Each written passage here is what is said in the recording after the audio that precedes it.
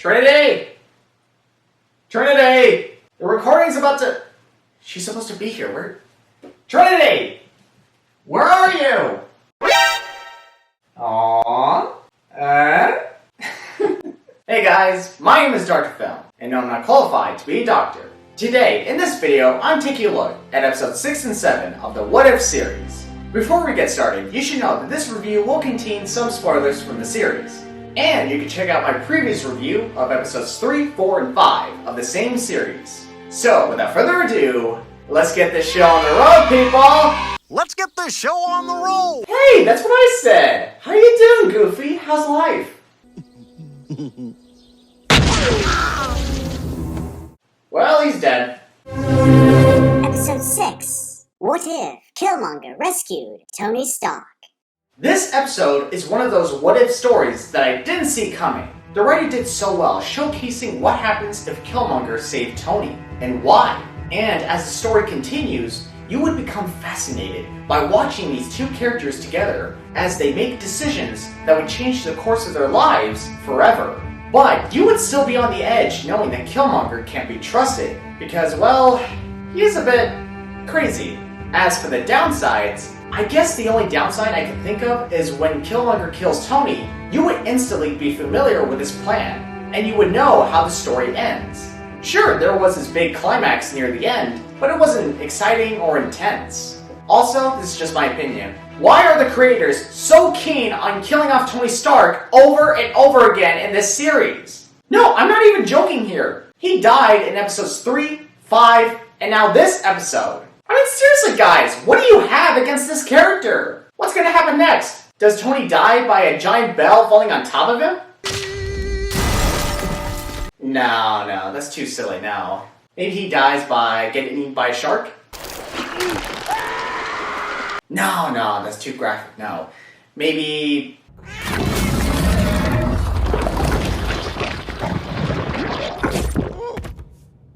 Oh. The cat. So yeah, as you can tell, this episode had its fun moments, but at the end of the day, it was just another episode. Anyways, let's move on to our next episode of this review. Episode 7. What if Thor were an only child? Oh boy.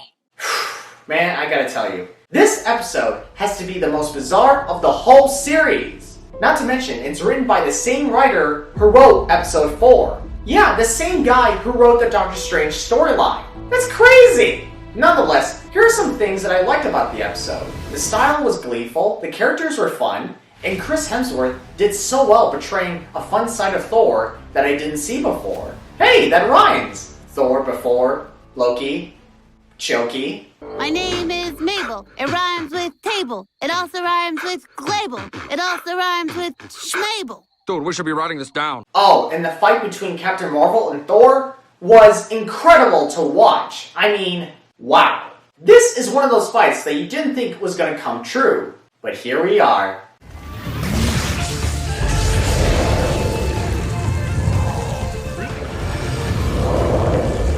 That was awesome. However, this episode does bring up a lot of issues and questions that comes to mind.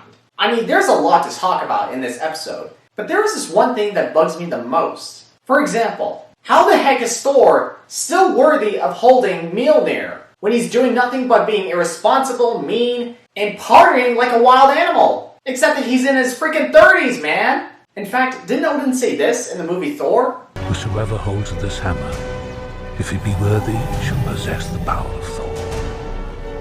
Oh, you have to be worthy to hold a hammer. Okay, I understand it. But just one question. How the heck is Thor still holding the hammer? He's not even acting worthy. He's being selfish and self-centered. Explanation? Anyone? And what disappoints me the most is that the writer went in this direction instead of exploring other what-if storylines, like, say, what if Thor became a power-hungry war villain? I mean, when you really think about it, we've seen a little of that in the first movie, where Thor would have waged war against the Frost Giants if it weren't for Loki's interference. But what would happen if Loki wasn't there to begin with? The writer should have explored that, and it would have been a shock to us, the audience, to realize that Thor did need a brother in his life. But no, that's not the case here. Instead, we have an episode where it's just only pure fun and entertainment. Nothing profound or compelling in any way. It's just like a party, where you can just turn off your brain, relax, and just party.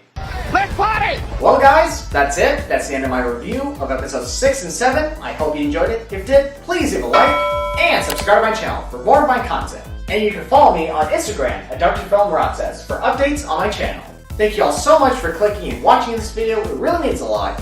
And as always, I will see you guys in our next appointment. Wait! Did you forget about the ending of episode 7? Wait a minute. How did the ending go? No! Is that?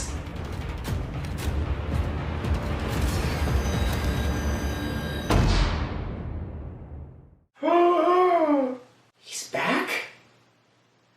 I gotta go.